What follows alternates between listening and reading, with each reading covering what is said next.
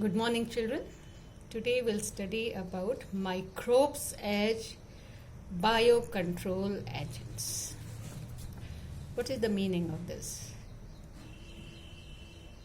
To improve the crop production, mostly we use insecticides and pesticides to eradicate all the insects and pests which harm the crops.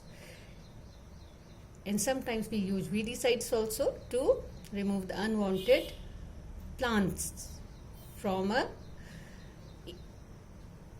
area that we get sufficient amount of crop production. Now, due to the use of insecticide and pesticide, we may increase the crop production, but these are not good for the surroundings. Like insecticide, side means to kill, which kills insect. Pesticide means which kills pests. So these chemicals definitely harm or kill those pathogens which harm the crops, but they have side effects also, because they have toxic substances which may kill the beneficial organisms which are present in that area. They may be harmful for the earthworms, the decomposers, bacteria and fungi which are present in that farm. They may pollute the soil, they may pollute crops, vegetables, fruits, etc. And these fruits and crops are eaten by animals, they are consumed by humans and are responsible for a number of diseases. And not only that, some of the times they pollute the soil in which they are present and the water bodies. They may leach down to the underground water table, they may flow with the flowing water to the nearby rivers or the water bodies and may harm the aquatic organisms. And if they leach and reach the underground water table, they may be quite toxic to all the organisms which consume. Children, tremendous use of insecticide and pesticide was done in Punjab area and the crop production was good. But there is certain belts in Punjab now which have cancer patients. So because the underground water table contains these chemicals. So using insecticide and pesticide may improve the crop production by eradicating them, but ultimately they are harmful for every one of us.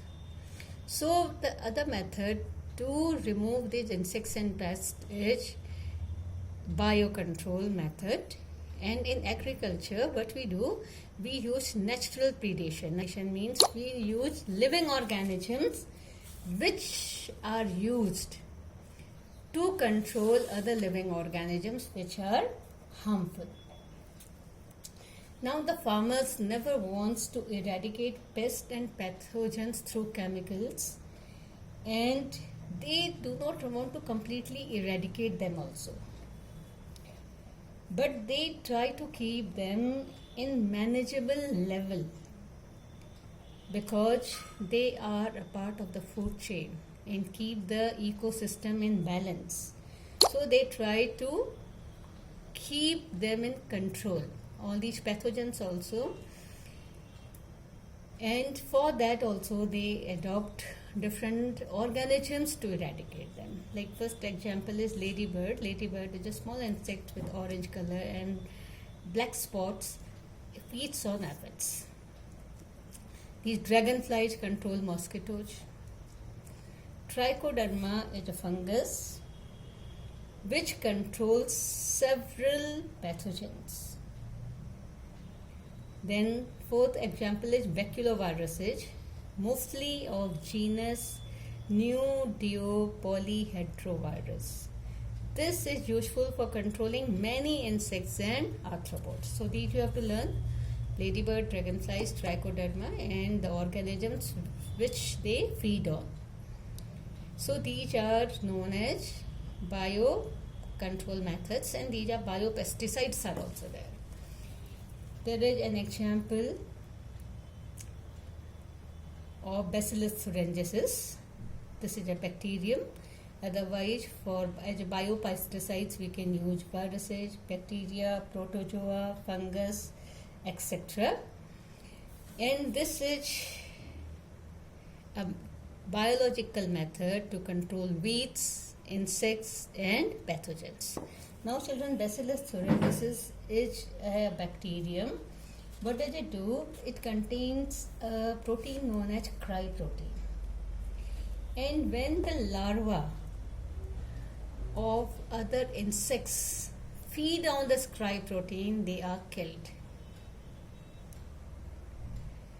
So Bacillus thuringiensis is found in the form of, we get it in the form of spores.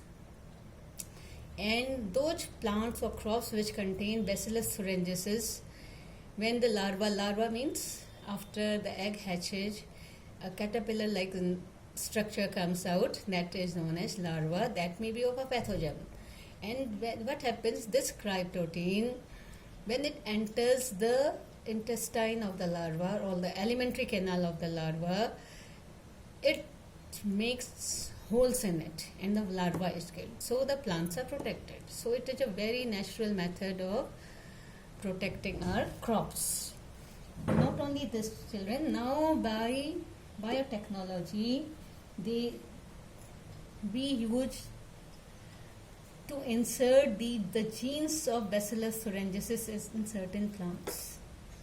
And these plants are protected by these insects, moths, butterflies.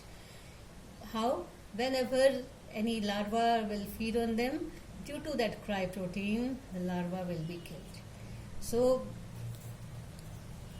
Bacillus thuringiensis is an example of biopesticide. Now there are bioherbicide.